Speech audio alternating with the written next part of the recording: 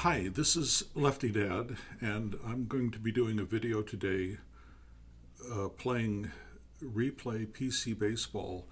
I'm just going to play a complete game. I'm not going to go into a lot of tutorial detail or how-to detail in terms of, uh, what each little thing means. I will try to explain some things, but just to give you an idea what it's like to play the game, I'm going to be playing a game from my season replay for 1948. So you can see here I click on 1948 and it shows you how the teams are doing. This will be a game that is on Monday, June 7th, 1948, and over here on the left you can see it'll be the St. Louis Browns, who became the Orioles in a couple of years, against the New York Yankees. Cleveland, the Indians, who won the pennant, are doing insanely well. So the season, I guess, is nearing the 1/3 distance.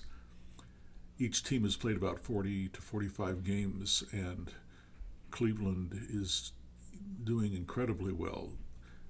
New York is in third place, and the Browns, St. Louis, are in the second division here in sixth place. So to start the game, I have turned off all the sound because it can be really insanely loud when I'm trying to talk like this. But the game has incredible sound, really, really great sound. It has great graphics, mods, and the baseball game, if you order a season, comes with the player photos, so you don't have to go searching all over the place to try to find those things. But anyway, I can look at the team summary here, and if I look at the Yankees, it gives you a really cool rundown of how the Yankees have been doing lately, and you can see they have won the first three games against the Browns by pretty wide. The first game was kind of close, but the Yankees have really been hitting.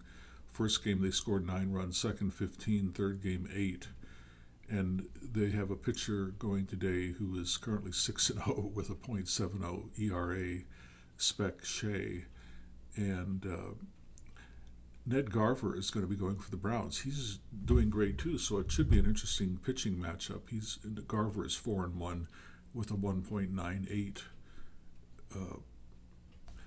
ERA. I can go over here really quickly and look at the Boston, the Browns, and not Boston, I guess. I'm looking for St. Louis, and I was thinking of the Braves, the Boston Braves, but St. Louis is in a 10-game losing streak, so it'll be interesting to see if they can break out of that. Anyway, this is a new feature, a relatively new feature, this team summary screen, but it's really great. You can also just click on the team name, and it shows you a lot of information. It shows you the statistics, the availability, the usage. But we go to schedule now, and I go to quick start, and it shows you that New York has won 3 games in a row. It gives you the current stats of everybody. This is the replay stats. And you can see it's like DiMaggio has been in 43 games, and New York has played 43 games. So he's been in every one. And St. Louis has played 40 games. So I'm going to play the Yankees, manage the Yankees, because ever since I was little, I was a Yankee fan, going back to kind of the early 60s. And right now, I don't really have any team that I'm insanely passionate about. I just kind of watch games or listen to games. I listen to them on radio, Sirius XM, or the MLB app more often than not. Okay, so we're here at the screen to start the game. Spec Shea is the pitcher. This is his second year in the league. his first year rookie season, he was an all-star, and he was nicknamed Speck by Mel Allen because he's got a lot of freckles, according to what I was able to find out. So this is the 9th start for Speck, and this is current, so the start today is included here for the 9th start. And Dillinger, as I said a moment ago, St. Louis has played 40 games. Well, this is current too, so this is his 41st game. So Bob Dillinger has played in every game. He's got 166 at-bats, and you can right-click or you can left-click on the card and see how this compares to his real stats, and you can see he's greatly underperforming right now. He's nearly 50 batting average points below what he should be doing. So we'll see if he can improve on that. So I just click enter and the game starts, and I have other videos about what all this means, but and normally if I was explaining this, I would have the option set so that these 3 dice would stop. But anyway, the 5, the red number, the red number indicates which of these columns you're looking at. The white die indicates, for instance, the previous roll was a 5 for red, so it's the 5th column. The white die, you look at the player card. The blue die, you look up here at the pitcher card, and then you total those 2 numbers, and it will give you a total number which refers to a chart, and the computer game will show you that portion of the chart, so you don't have to refer to anything, but you do see exactly what happened, and you can even see if some of these numbers had been smaller, the outcome probably would have been worse. If they were bigger, the outcome would have been better. In this game, the smaller the number, the better it is for the pitcher. And you can kind of look up here at Shea's card. For the pitchers, the first 2 columns kind of individualize the pitcher. Same way with the hitter. So if they have particular things like fly ball predominance or ground ball predominance, getting hit and things like that, it'll be in these first 2 columns. The 3rd column for the pitcher is strikeouts, and you can see Shea has really great strikeout abilities, and in fact I think with these asterisks over here in the 2nd column, it even gives him more strikeout abilities. I can look at his real stats. He pitched 155 innings and struck out 71. So it certainly doesn't compare to contemporary innings pitched to strikeout ratios, but I guess for 1948 it was really, really great. You can also see here that if there are some highlights, you can see that Shea had a complete game shutout against the Senators on April 29th. So let's get on with the game, and Dente is out. This is actually kind of going fast for me now that I'm talking, so I have to kind of pay attention here. This looks like an error whenever there's an 11, so there's a possible error, and it's the possible error for the second baseman. So these 3 dice roll, and if the first 2 are above 25, the red being like a 2 and the white being a 5, then there will be an error below. Yeah, so there's an error because it's above 25. So we've got a runner on first base, and now Platt is up. Platt is hitting 291. He's been in every game also. So we've got 2 out. We don't have to worry about thinking about a ground out. So there's a line out to the second baseman, I believe. Maybe I will set it to stop after every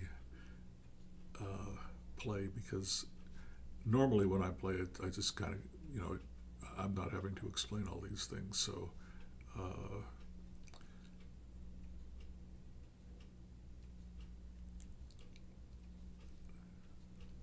yeah, here it is. Click to end play. So now I can at least explain a little bit, although I'll try to go quickly with this game.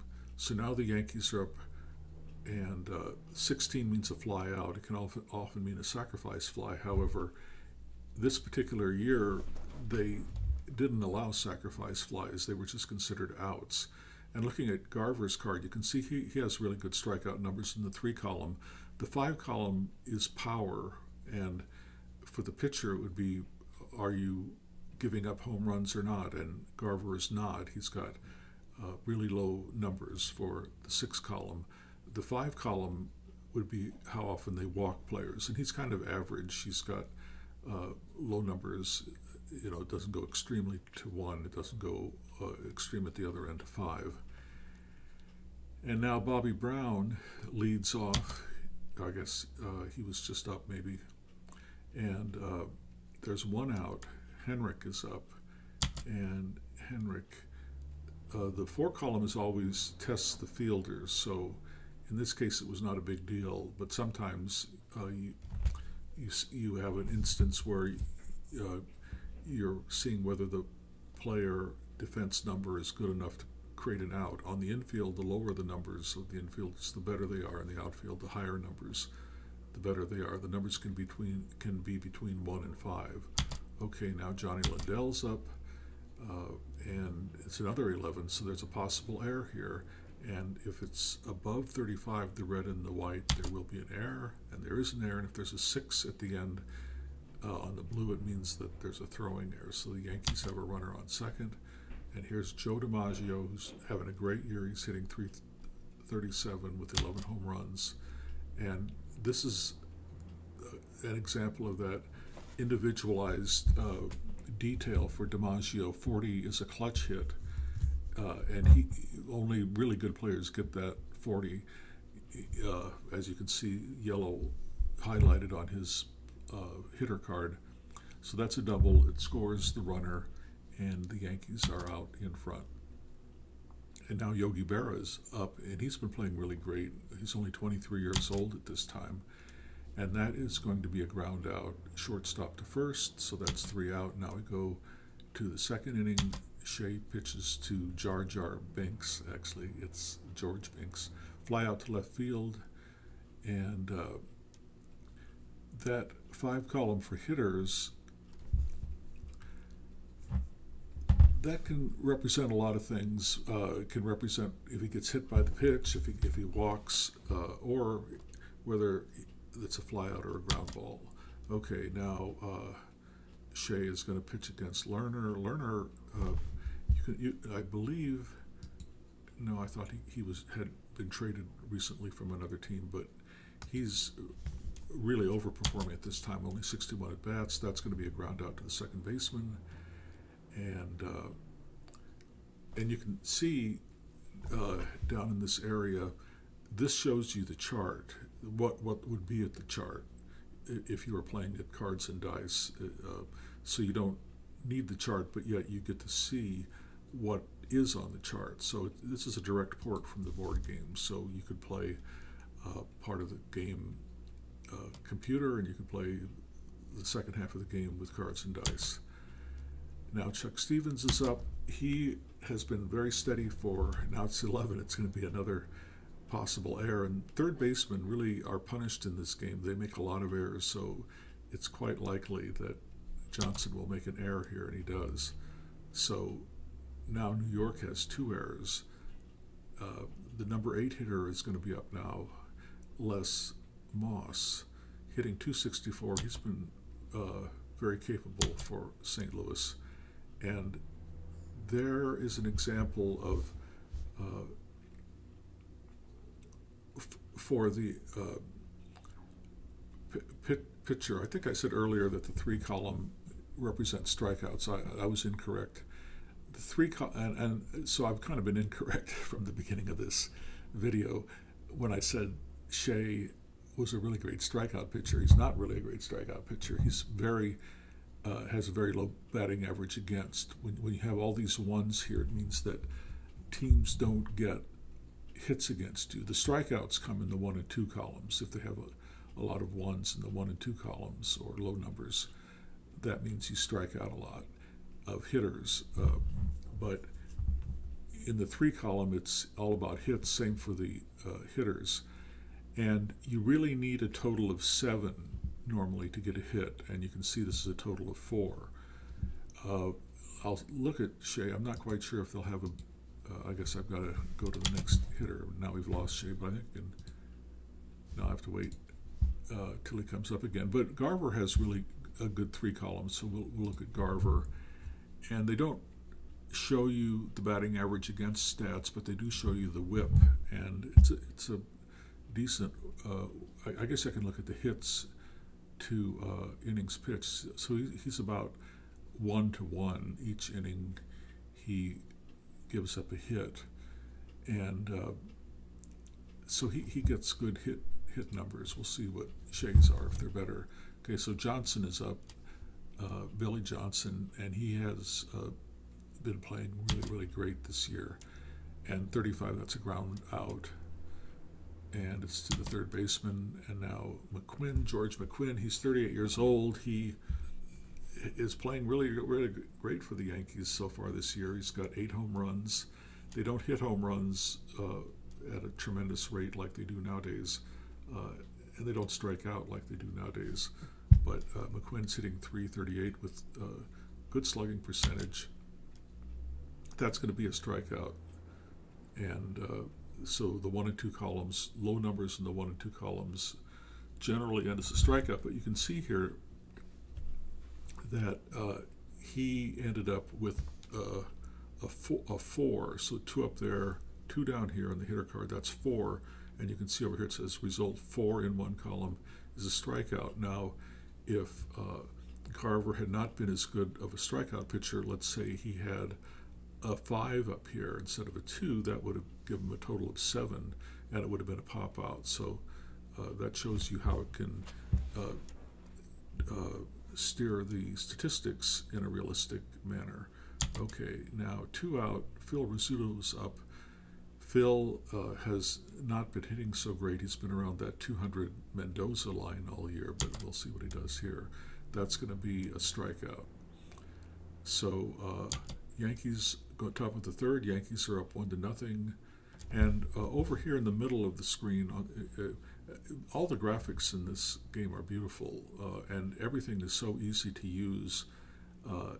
If you're going to replay a season, this is the greatest game for doing that. You don't have to mess around with positioning where all these players should be on the field, which can be an enormous headache in some other games.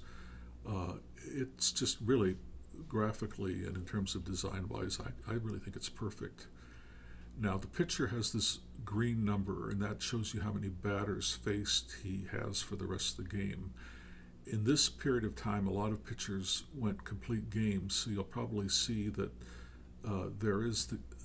you can set this in the options for the era that you're playing, and in this era, there is a complete game rating that pitchers get. And up here, you can see by this 27 in the black square, there's a 1, and when he gets done with his 19 batters faced, the computer will roll a 6-sided dice. So if that 6-sided dice is above a 1, which is, the odds are that it will be, then he'll get 10 more batters faced. And so Garver is hitting, and that's going to be a fly out. 16s are always fly outs.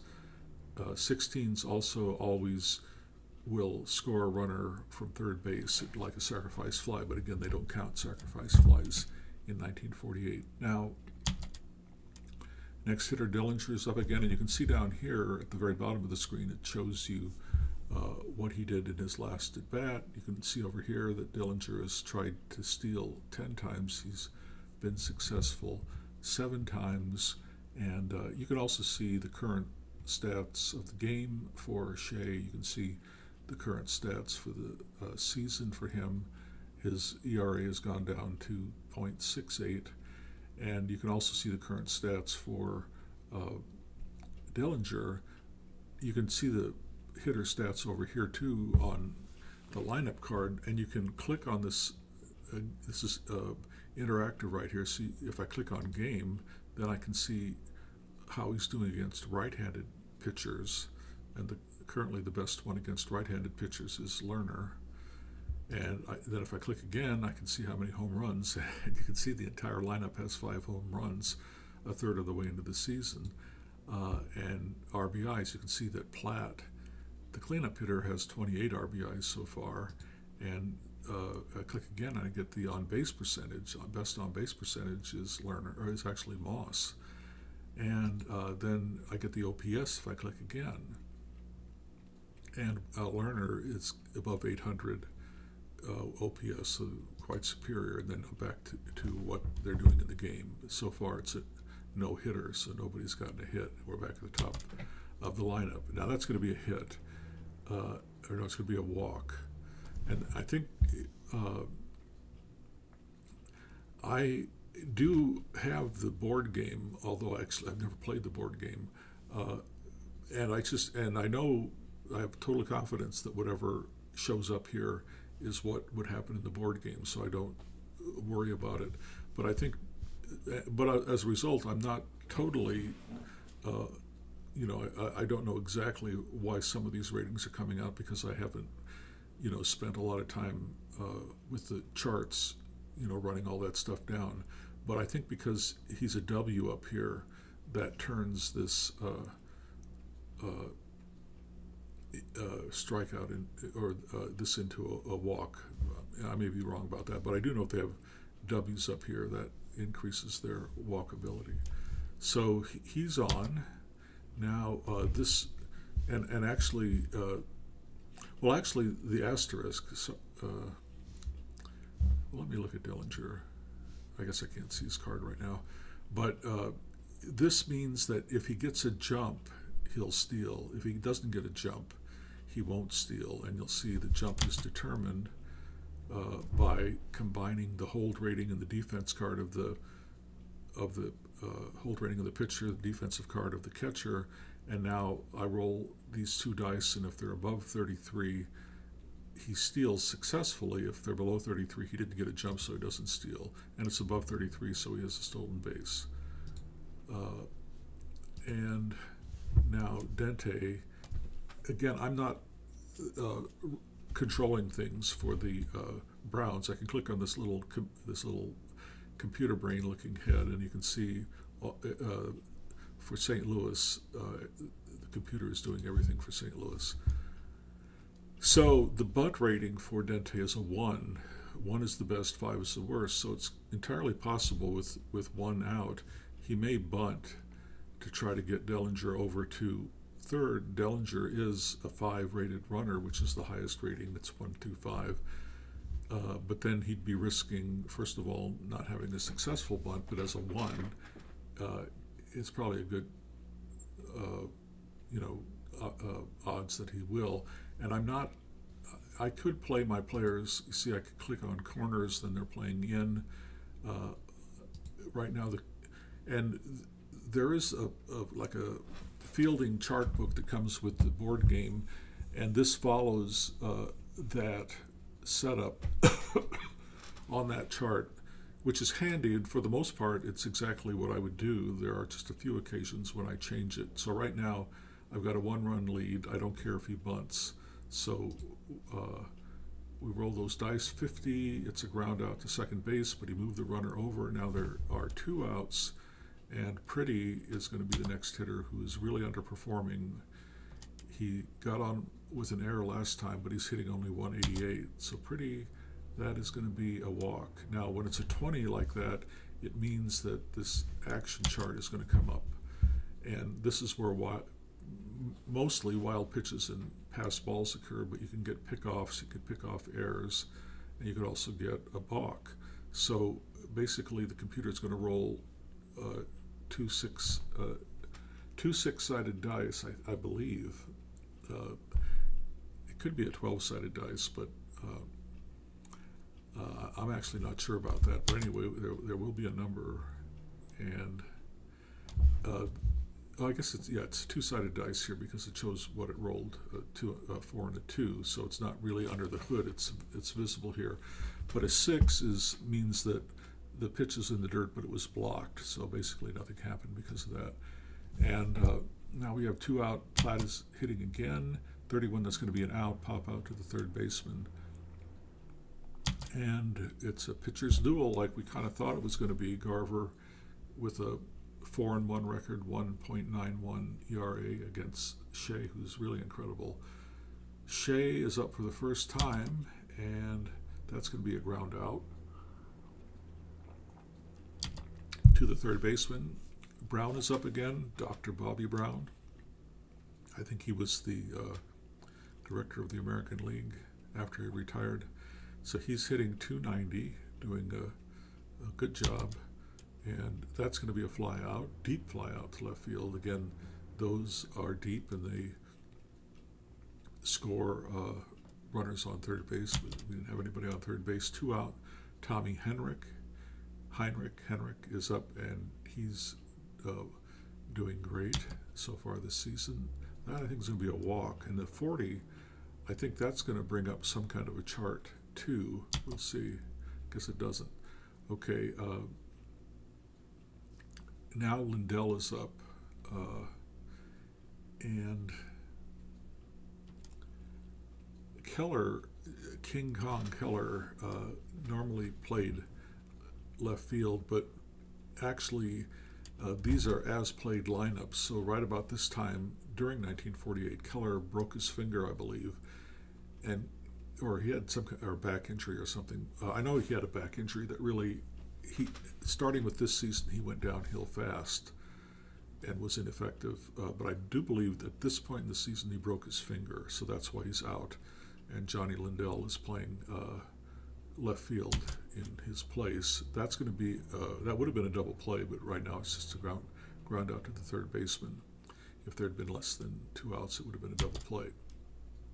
Okay, so it's a no-hitter. I guess I shouldn't say that, but so far Shea has given up no hits, but he's given up 2 walks, so, and there's been an error, so it's not a perfect game by any stretch of the imagination. Okay, Binks is up. You can see down at the bottom, he flew out to left field last time, and that's going to be a walk. If it had been I guess you can't get worse than 5-5, but well, I guess you could get any number there, but if it would have been if any of those had been one number higher, I guess it would have to be on the hitter's card, and that's why the hitter kind of controls that. It would have been a hit by pitch.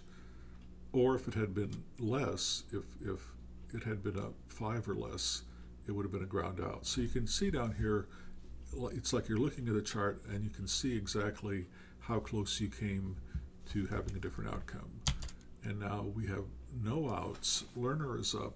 He's a 3 at bunting. And you can see the computer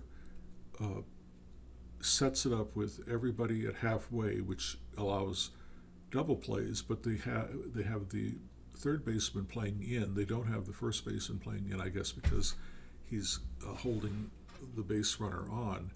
So this is an interesting strategic decision. Sometimes if the bunter is bad and there's a bigger gap in the score, I play everybody at halfway, and that's really the only time that I change. And everything that Richard Hanna has done, the computer programmer, is just brilliant. So I know there's never anything dumb that happens in this game or unrealistic. I'm going to leave Billy Johnson in because it is possible that Lerner, with no outs, will bunt. So let's see. And this particular outcome, which is a 6, with a runner on first base, that's only nothing happens. There are 2 balls on the hitter, so now this is going to be a walk. Oh no, it's going to be an infield single. 15 is infield single. So now the no-hitter is gone. Nobody out, runners in first and second. It's really the first time that Shea has been in trouble, and when there's a 15, that also brings up this base action chart. You can look over here on Shea. He's a 5 for wild pitches, so only a dice roll of 6 could he come up with a wild pitch. Berra in this particular area, they have them rated as a 0 for pass ball. So if it comes up pass ball, it's going to be a pass ball. And it's quite likely that there's going to be a bunt because Chuck Stevens is a 1 at bunting. That's the best you can be. So the computer has just, as by default, has McQuinn playing in because he's not really holding Lerner on, and they've got Billy Johnson playing halfway because in case there would, Binks would try to steal, I guess. So let's see.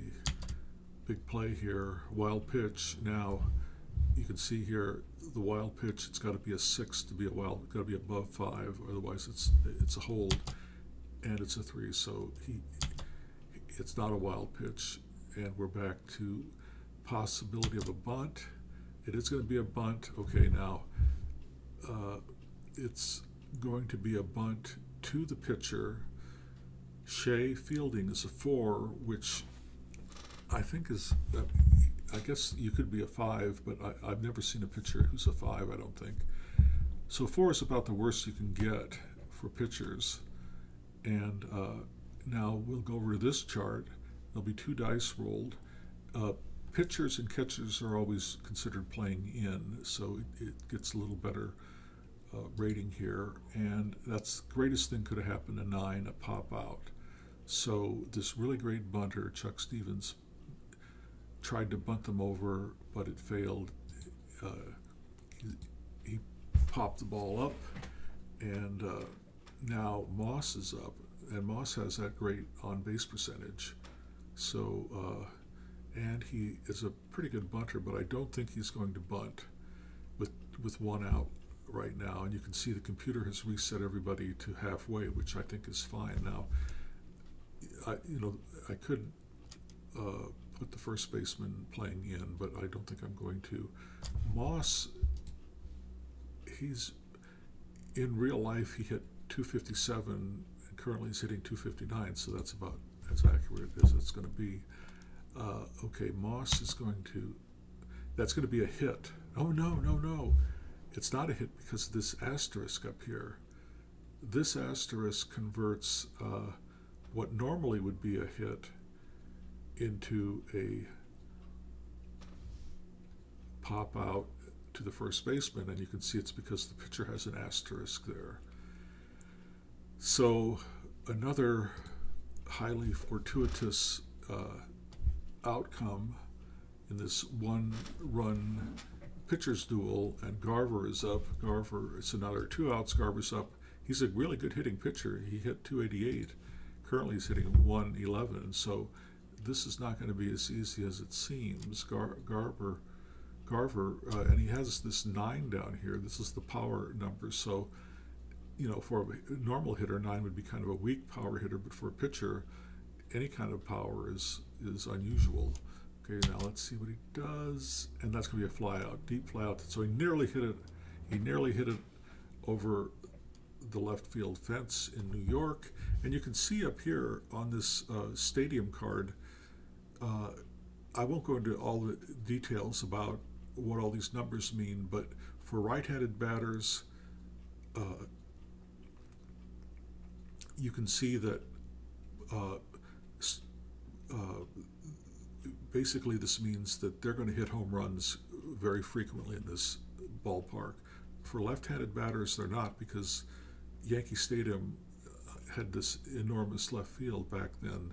So probably if Garver had hit it to right field or been playing a different park, it would have been a home run, but not in Yankee Stadium. So the threat is over. We're at the bottom of the 4th. DiMaggio leads off. He hit a double the last time.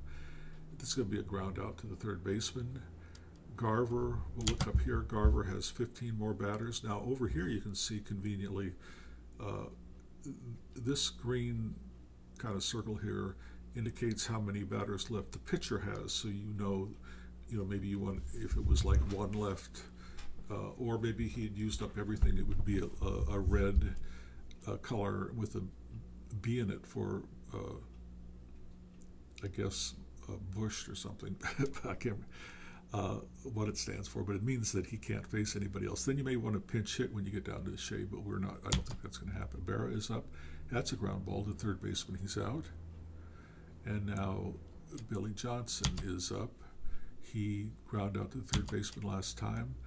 This is a line out to the shortstop. If Garver had had a higher number up here, so it was a 13, if he would have had a 4 up here, that would have made it a 16, and there would have been a double or a triple based on whether Johnson got a lot of triples, I guess, or not. But in any event, because he's gives up hits so infrequently for this particular year, it's an out. And now we're back to St. Louis. And Dillinger is up top of the order. Shea only has 9 batters left that he can face, and then they'll have to do a complete game check here to see if he can keep going. This other black square has to indicate sometimes if a pitcher gets in trouble in an inning, they may go to, I can't remember what the exact term is, but he goes down to his B ratings, which are the worst, which I guess B means different. These are his A ratings and his B ratings, so that red B over here means that he's on his B ratings, doesn't mean that he's bushed. But anyway, Dillinger is going to hit. That's going to be, so that's a line drive to right field, and if we roll a number higher than Heinrich's defense number, it could go up to a double, so it'd have to be a 4, 5, or 6. It is a 6. He goes to second now. I guess that's where he's going to stay. Sometimes they then say, okay, now we'll roll against his arm, and he can continue, but they're only going to send him to second, but he's on second with no out. Dente is up. I think it's Dente or Dent. Not to be confused with Bucky Dent, another shortstop. But this is a good opportunity for Dent to bunt. And we have the first baseman playing in. We don't have the third baseman playing in because Dillinger could be coming down to third. So let's see. It's going to be a bunt to McQuinn. McQuinn was playing in, as I just said. Now that creates better outcomes. So, but he's the best bunter you can be, and this time it's a fielder's choice. It was McQuinn, because he was playing in, was able to get the ground ball and throw Dillinger out at third. So it's really been highly fortuitous for Shea so far. Now we've got one runner out, one out, and a runner on first. The infield is set to double play depth, and that's going to be a pop out. So Pretty is out, and now we've got 2 outs, and Platt is up. Who is their RBI leader? He lined out in his first at bat, and he popped to the second baseman, popped out to the third baseman in his second at bat, and that's going to be a ground ball to the third baseman. And Shea is really having an easy time, but Shea has actually given up 2 hits, and Garver has only given up 1 hit and only 1 walk, so it's a 1-0 game, and New York has committed 2 errors, so New York is very lucky to be ahead in this low-scoring game. Now McQuinn is going to lead off. He struck out last time. This could be an error. Dillinger, again, third baseman, he is not as badly rated as Johnson is at third base, so if the first 2 numbers, the red and the white, are above 26, that's not, so there's no error. So McQuinn is out. This brings up Rizzuto, who struck out last time. This is going to be a hit. Now, it could possibly not be a hit because this is rated according to how easy it was to get hits, base hits in these individual ballparks. So this is ballpark effect. So if I get a 45 to a 66, it's going to be a base hit. If it's below 4-4, it's a fly out to left field, and it is 4-1, so it's just barely a fly out to left field. Now we have 2 outs. Shea is up, and he strikes out. Okay, we go to the 6th inning. Shea is down to 5 batters left that he can face. Binks is up, who has flown out to left and walked. That's going to be a double. Now, Binks must not be a home run here because normally that's where your biggest home run numbers are. They're in the 6th row of the 6th column. So he gets a single. Again, Shea is playing with fire because he keeps letting the leadoff runners get on. Okay, Lerner, who's their best hitter, is up, and the computer assumes that he's going to try to bunt, and I'm going to allow Johnson to play in like that. There's no outs, and they're down by 1, so it's quite possible he will bunt, but he's only an average bunter. He's not going to bunt, but that would have been a base hit normally, but because that pitcher had a asterisk, it is a pop out. And you can see normally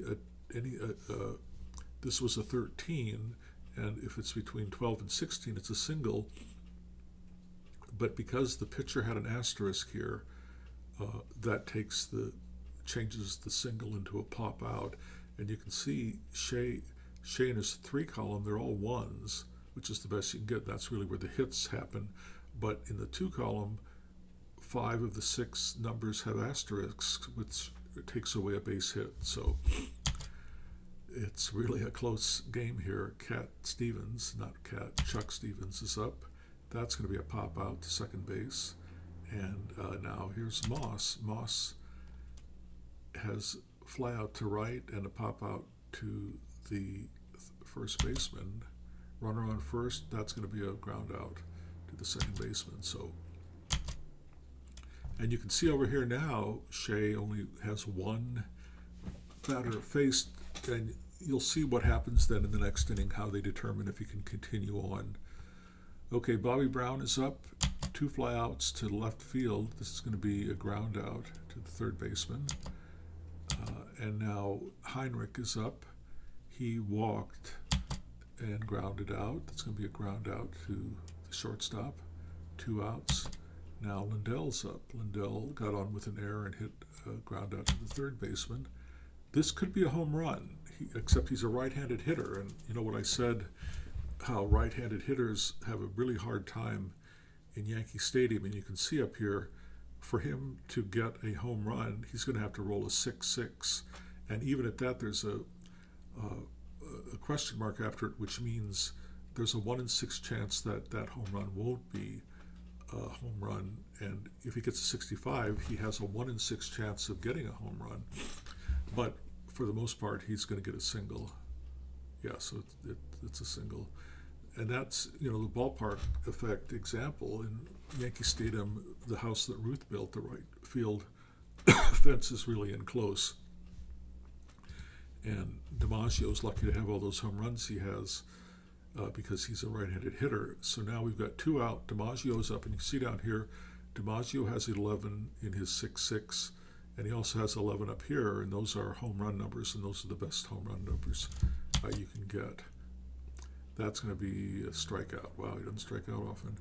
Okay, now we've got Shea pitching, and he's only got 1 hitter he can face, and it's going to be Garver. I don't know whether the computer will take Garver out. They probably won't, because he's a good hitter, and he's still got 6 batters he can face, and they don't, and that's going to be a base hit. Wow. Now this is your boost check. So you see batter face boost check. And I set up here, there's a 1. It could be anywhere, I guess, between 1, maybe up to 1 to 3. I don't think I've seen higher than 3. But if it's anything above a 1, the 6-sided die roll, which is under the hood, he's going to get his batters faced rating increased by 10. So he did. So now you can see over here he's got 10 more batters he can face. And because it was a 15 base hit, infield single, we have this base action chart. So now we have to roll these 2 die. Shea does not allow wild pitches very often, but we'll see what happens. It's a 6. 6 means nothing happened. The catcher, the ball was in the dirt, but he blocked it. Okay, now Dillinger is up. We've got, the computer has the third baseman playing in, which I think is fine. Again, I could change this if I click on halfway. They both go to halfway, but I'm going to go back to third baseman in. And Dillinger, pretty good butter.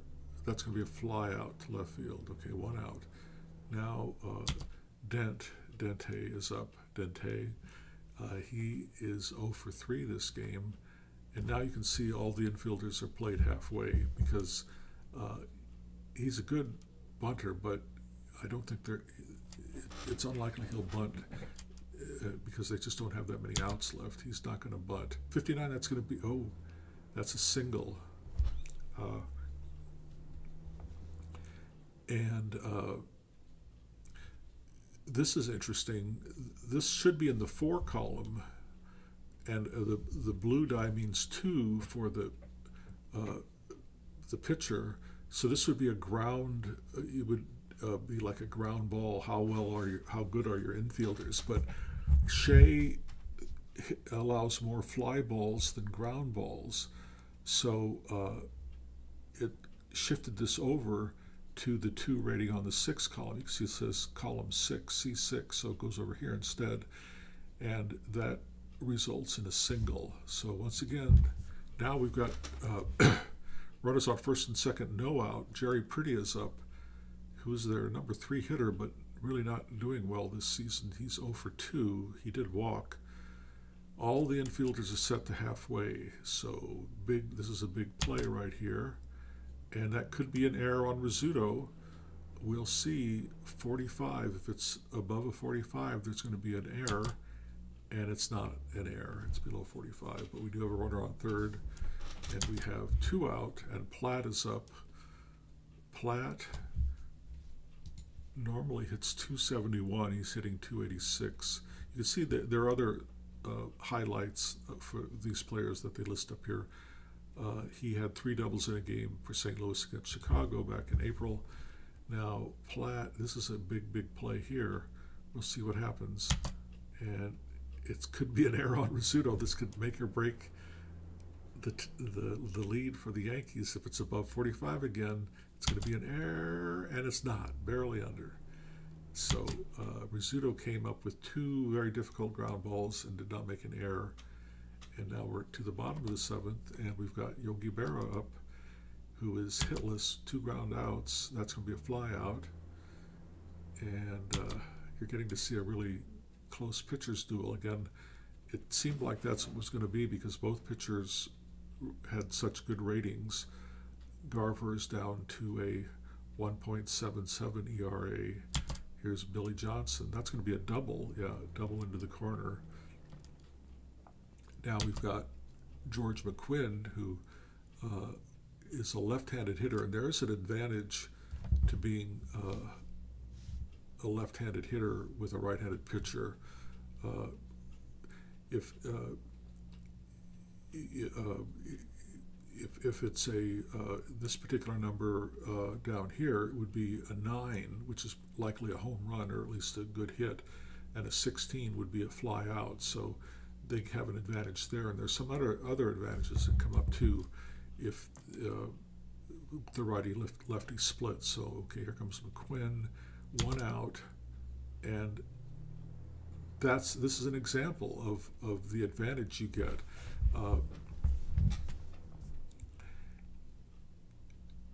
Because he was a left-handed hitter, he gets to hit a single against this right-handed pitcher. If it had been a left-handed pitcher, he would have lined out into a double play with a runner on second.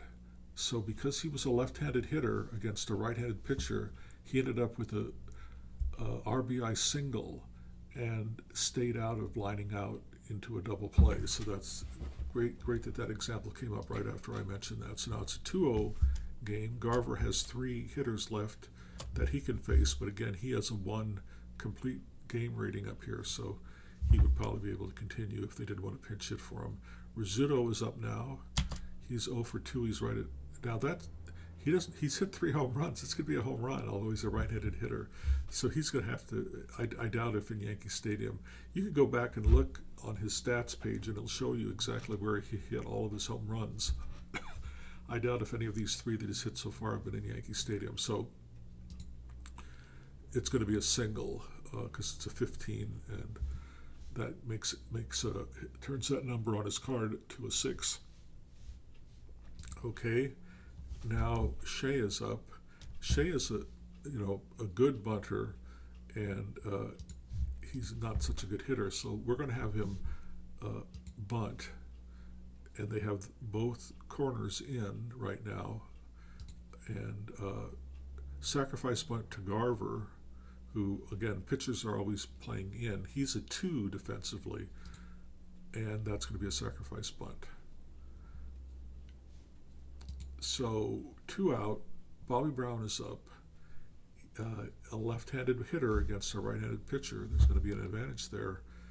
And I could change over here. This is normal. This is base running. So their base running is normal. I could change it to go for it, and they'd be more reckless, or I could do it safe. And then, like, if I was behind in the 9th inning and 1 run would not win the game, I'd have it play safe, because that I don't want to lose a base runner. Anyway, it's just going to be normal, which is how it is most of the game.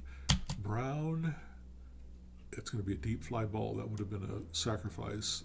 Now, you see down here, Garver's check, the dice roll under the hood was a 1. It's not higher than his complete game rating, so he's not going to get any more batters faced.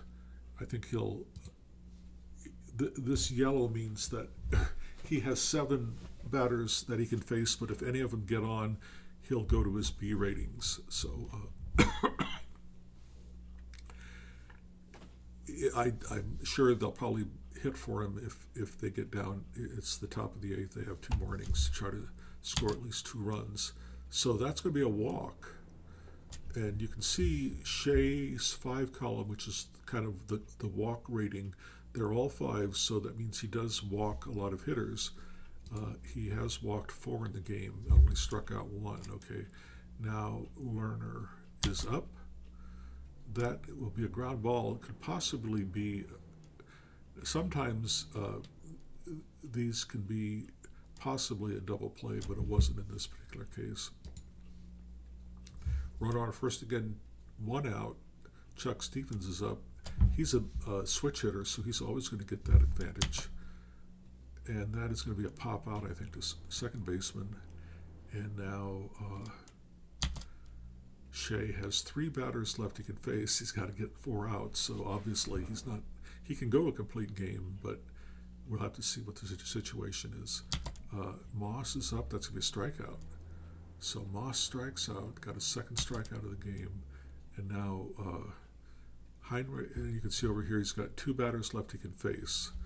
Garver has 7 he can face, but if anybody gets on, then he's going to go to B ratings.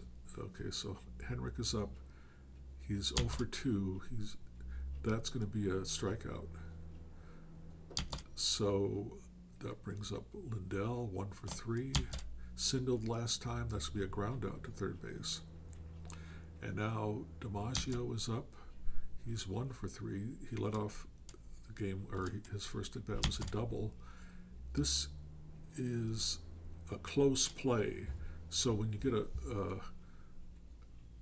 high number here, they're going to be a dice roll, a one dice. If it's a 1 or a 6, he's safe. If it's anything in between, he's out, and he is safe. So he had a 33% chance of being close on it, being safe on a close play, and he was. Now this means that he is going to steal.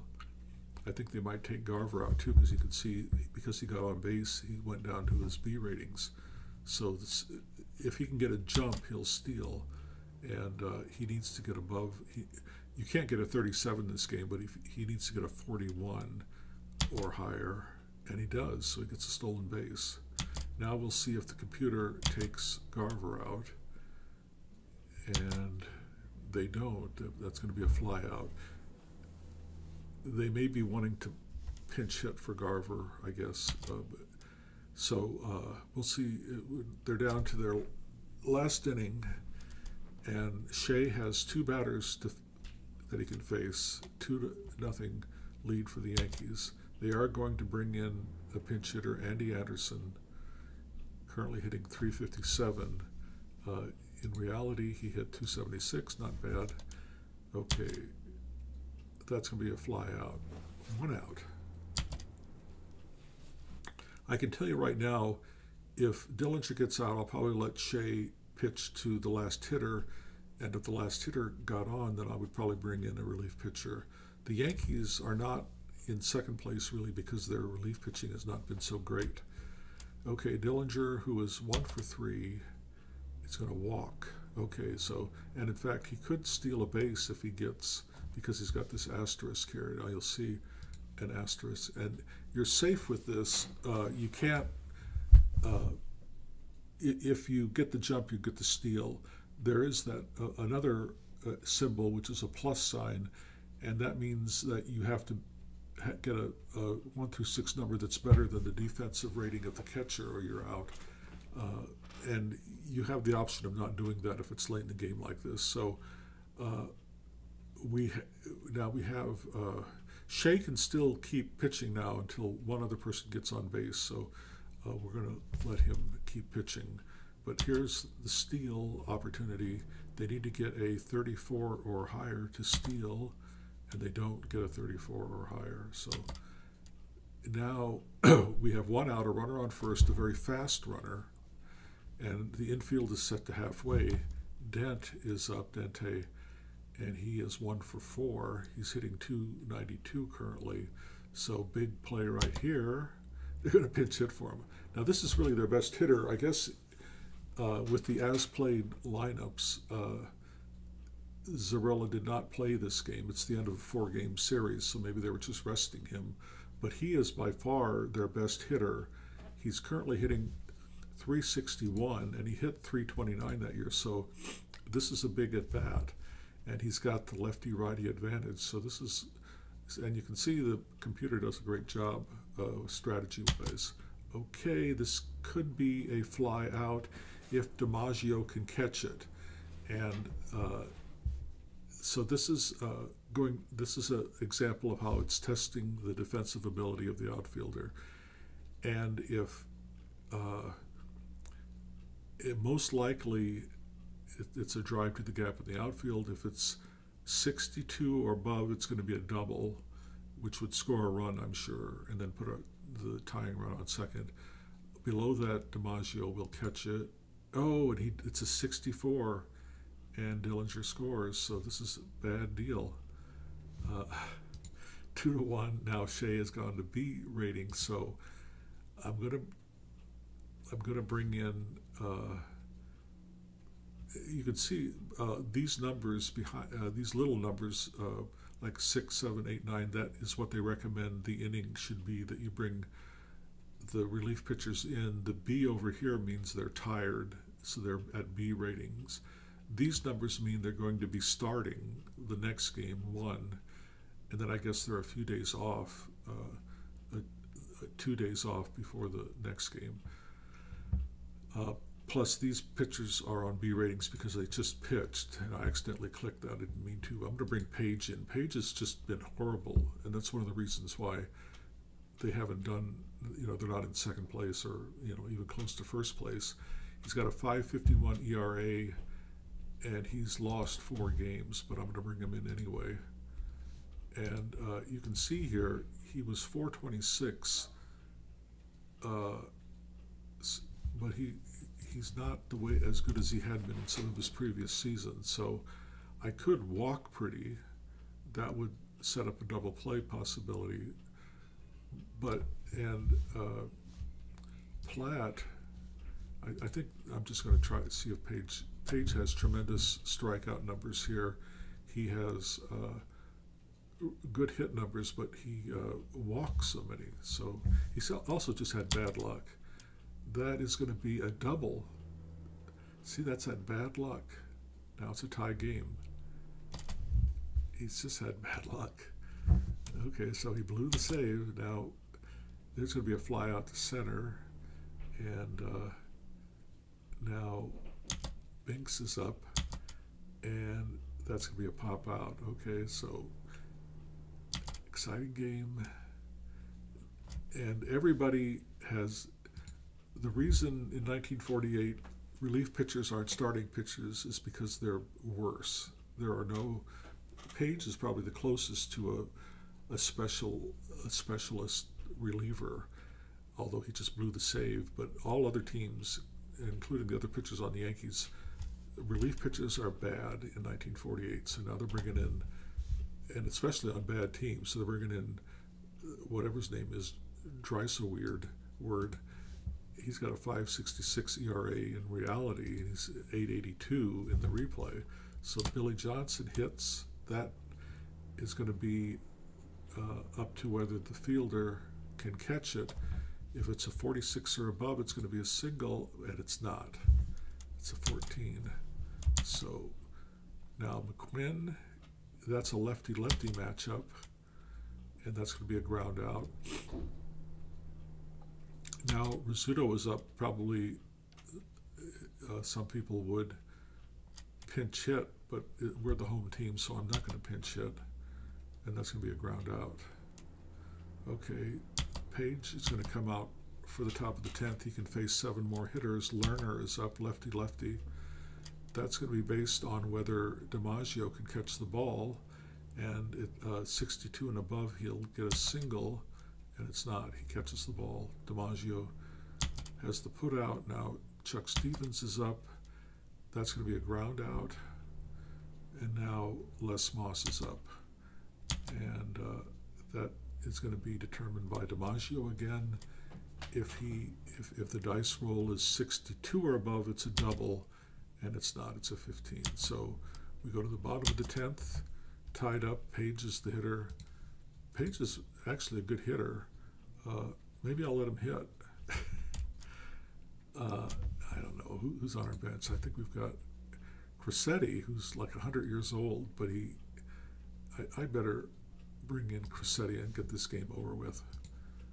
It's a righty-lefty matchup. Crissetti is hitting .429 in his 7 at-bats so far this year, so he's 37 years old, but that's a hit.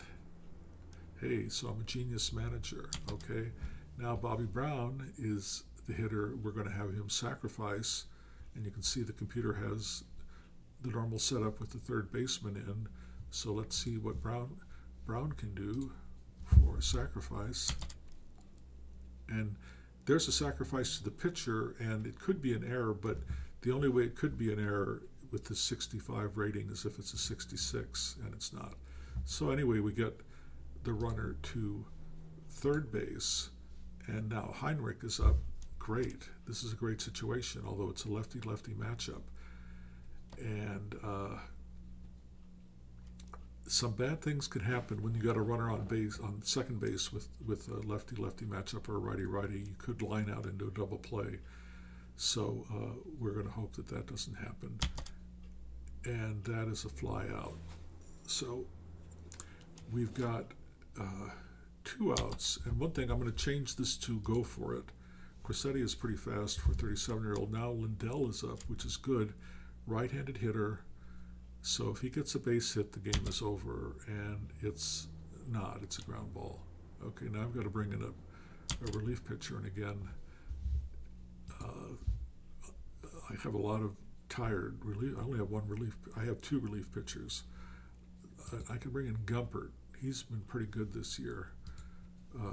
Okay, so they're going to bring in a pinch hitter, Joe Schultz, righty-lefty matchup. And that's going to be a ground out to the third baseman, top of the 11th. And now Dellinger is up. He's 1 for 3. That is going to be a ground out, a short fly to left field. And now Pellegrini. I guess they brought Pellegrini in. I can't remember why they brought him in. It would have said so, but maybe for defensive purposes. But that's going to be a strikeout. Okay, so now we're at the bottom of the 11th, and we're going to lead off with DiMaggio. They're bringing in another horrible relief pitcher. This guy walks everybody, all these W's here. He doesn't strike out anybody. He's got a 6.39 ERA in real life. DiMaggio is up. He is 2 for 4, and that's going to be a ground out to the shortstop. Now Yogi Berra is up. Yogi Berra has hit some clutch home runs earlier in the year. This is going to be a fly out to right field. Now Billy Johnson is up, and that is going to be a walk. Okay, we got something going here. McQuinn is up, righty-lefty matchup, and McQuinn deep fly out to center field. Okay, so we're going to the 12th, and we've got Gumpert still on the mound. Pretty is the hitter. He's 1 for 4. That's going to be a fly out. This could be a long game. And now Platt is up. He's 0 for 5. That could be a home run. Unlikely because he's a right-handed hitter. So it's not. It's a single. But anyway, there's a base hit with 1 out. Now Binks is up. Binks is 1 for 3. He's a left-handed hitter. A hit and run. They're doing a hit and run. Okay, so when there's a hit and run, you see the HR, hit and run. For the pitcher, it was a 5, red 5, I guess. And for the hitter, it was a 6, white 6. So that creates a 27, and a 27 on a hit and run is a fly out to center field. If he would have gone second, it could have been a double play. Okay, now we've got 2 outs, Lerner's up, left-handed hitter, and that's going to be a strikeout, I think. Yeah, okay, well, moving right along, we've got Rizzuto up. Rizzuto, could be a base hit. Now, here you could possibly get a rare play. If it's an even number, it's going to be a play against Rizzuto's speed. It's a 1, so this could be a foul out, and this is based on the stadiums, and Yankee Stadium has pretty good amount of foul territory, but it's not a foul out, it's just a foul ball. So Rizzuto is up again. Here's another rare play, and this is going to be this is going to be an actual rare play. So a 3 or a 5, that kind of, whatever this is, magenta, and this is going to be a looping drive to right, roll 1 dice against Binks' defensive rating, and because he's on the visiting team, subtract 1. So he's really lousy defensively in this situation. That will be a hit. Okay, so, he ends up with, now look at this. He ends up with an inside the park home run. As the die is higher, the ball drops in for a hit, and Rizzuto gets as many bases as the die roll exceeds Binks' rating. So his 6 exceeded the 1 by 5, so he ends up with an inside the park home run. What an exciting game. I don't think, can it get any more exciting than that? So the Yankees win in the bottom of the 12th. You can see here Shea was the most valuable player, but I think it's maybe Rizzuto. So that is an example, and you can look here, they've got like the box score, they've got the play-by-play, they've got the series stats, all kinds of stuff here. Okay, so thank you very much for this really, really unbelievably exciting and unusual game.